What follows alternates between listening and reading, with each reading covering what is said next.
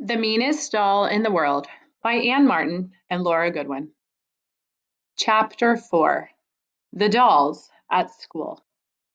As Annabelle sat on the edge of the shelf and looked down to the floor, she decided that possibly this was the most afraid she had ever been.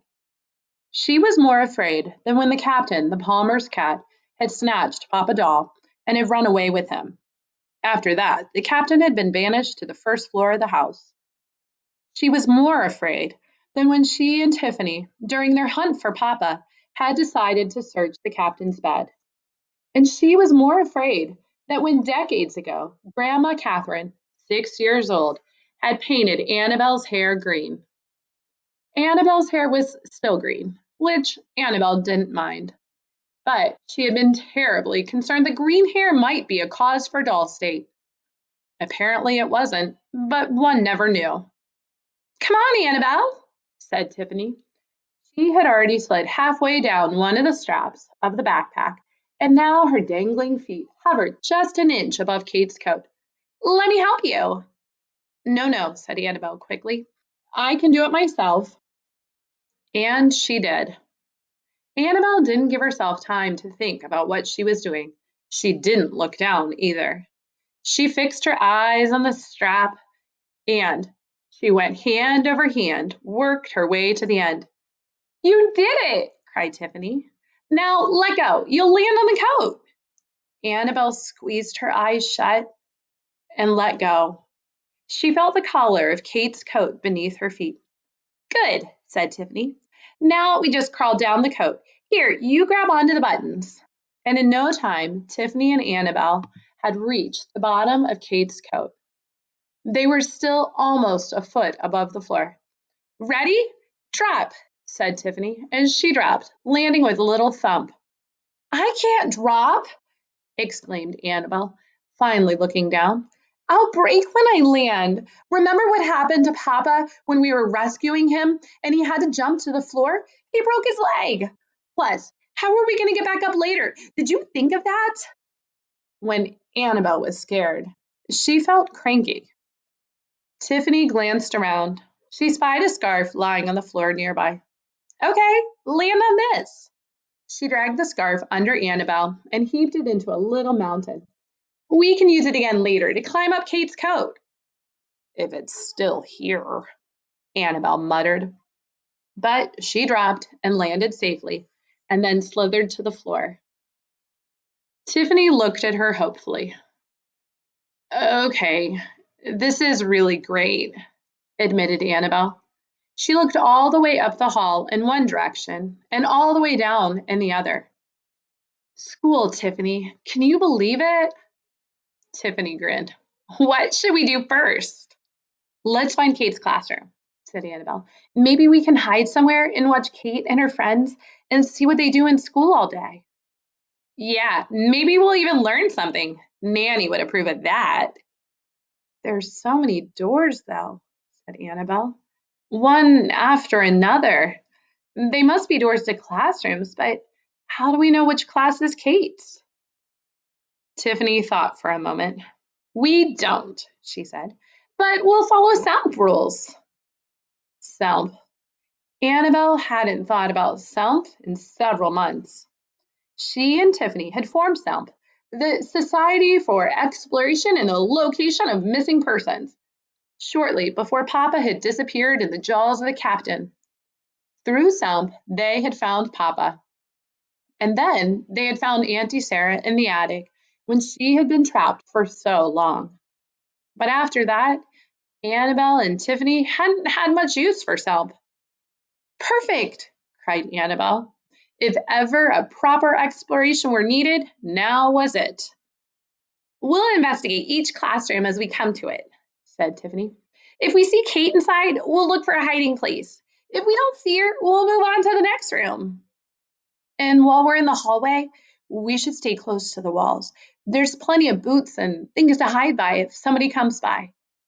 "Okay," said Tiffany. The nearest door was just a few feet away from where Annabelle and Tiffany had landed. They crept by shoes and boots and book bags and backpacks. When they reached the door, they peered around the corner. Wow, Annabelle started to say, but Tiffany poked her and held her finger to her lips. Through the years, as Annabelle had listened to bedtime stories, read to Kate and Annie and Catherine and Gertrude, she had heard lots of descriptions of classrooms. She expected to see a wooden desk for the teacher at the front of the room, a blackboard behind it, and 20 or 30 student desks arranged in neat rows. What she saw in this room was a teacher's desk, just as she had imagined, but the board behind it was green, and the desks for the students were grouped together in fours and fives to make tables. And all around the room were so many other things that Annabelle gasped as she tried to take them all in.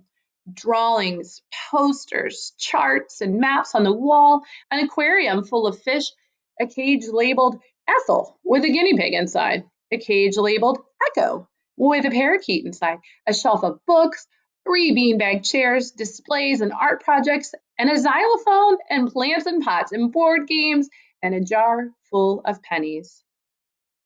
Annabelle looked for so long at the things in the room that she almost forgot to look for Kate. And then she jumped a little when Tiffany pulled her back into the hallway and said, I didn't see her either. I didn't either, said Annabelle guiltily. And then she added, school looks like fun. Tiffany nodded. I feel sorry for Ethel, though. I wonder how she lost her tail. I've never seen a kitten without a tail. Ethel is a guinea pig, Tiffany. That's a pig? Well, not like a pig on a farm. A guinea pig. Oh, never mind. I'll explain later. Come on. Annabelle and Tiffany scurried down the hall to the next door and peeked inside. This classroom looked very much like the last one, but the students in it were older. Kate was not among them, though. Okay, next room, said Tiffany.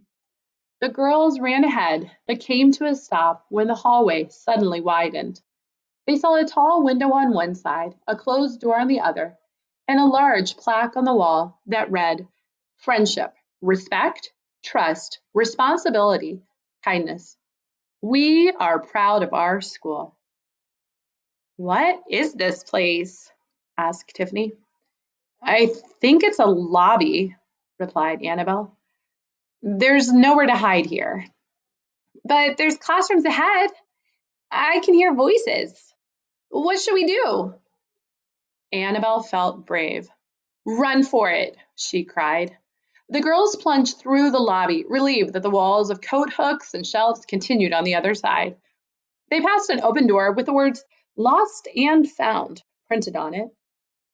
Remember when Kate lost her sneakers and then she found them in the Lost and Found? Asked Annabelle. I guess this is where they were.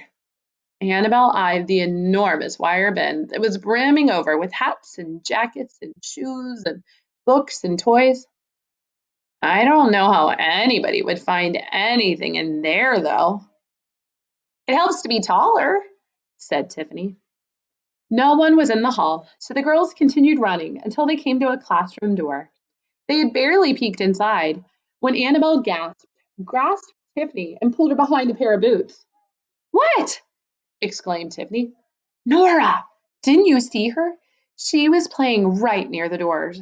This must be one of the kindergarten rooms. We don't want Nora to see us at school.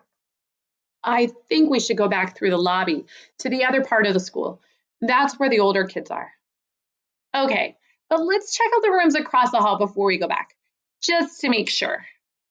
All right.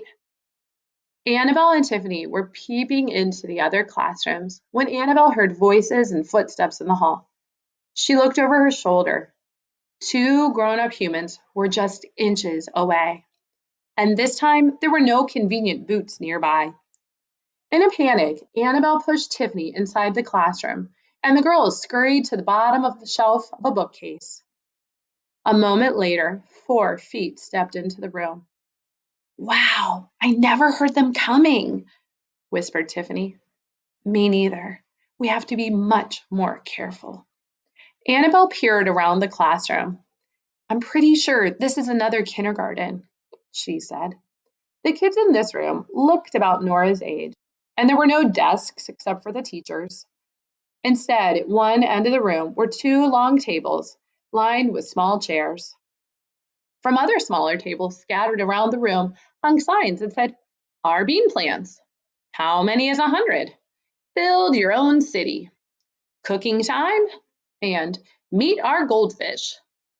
In one corner of the room was a mountain of blocks, and not far from Annabelle and Tiffany were a wooden stove, a wooden sink, a box of dress-up clothing, a dollhouse, and quite a few dolls, large and small. "Tiffany," whispered Annabelle, "you don't suppose those dolls are alive?" Tiffany whispered back, "Oh, I hope not." Most of the dolls were not properly dressed. One had been shoved headfirst into the sink, and a girl and a boy were playing with two others in a way that looked to Annabelle to be quite uncivilized. "How are we going to get out of here?" Annabelle asked. She turned her attention back to the adult feet nearby. "As soon as the grown-ups leave, we'll leave too," said Tiffany. "Okay."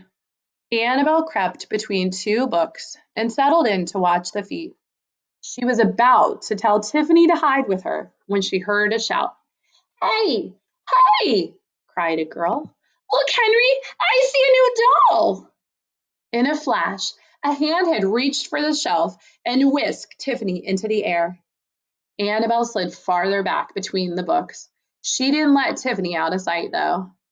"Jenna, can I play with it?" asked Henry. "It," thought Annabelle. "No, I saw it. I want to play with it first. Then you can have a turn." As Annabelle watched, Jenna carried Tiffany to a small rocking chair and plopped down in it. She reached for a baby bonnet, and then as Jenna untied the ribbons of the bonnet, Annabelle saw Tiffany pinch Jenna's arm. Annabelle's eyes widened as Jenna dropped Tiffany and stared at her, but then shouted, "Henry!" Annabelle sighed and looked at the clock on the wall. 9:30. Doll State lasts 24 hours. Tiffany was going to be stuck here in Doll State until 9:30 the next morning. Should Annabelle stay with her? Should she try to go home by herself? From her spot on the floor, Tiffany gave Annabelle a teeny wave. She wasn't in Doll State after all. Annabelle let out a great breath of air. All right, Tiffany was lucky, just plain lucky, but she had better be careful. For the rest of the morning, Annabelle watched as Henry pushed Tiffany across the floor on a plastic school bus, as two girls put Tiffany to bed in the dollhouse, as a boy tucked Tiffany in his pocket and read a book to her, and finally, as a girl with lots and lots of braids in her hair grabbed Tiffany and exclaimed, "My dolly!" All the while, Annabelle tried to think of something to do. At 11:20, a bell rang, and moments later, the children in the room were lining up at the door.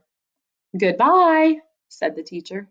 "Remember that tomorrow is show and share day." Annabelle had stood up again and moved to the front of the shelf again. She peered from between the books, and she saw that the girl with the braids still clutched Tiffany in her hand. "Goodbye, Miss Eckert," said the girl. "Goodbye," said Miss Eckert. And then she spied Tiffany.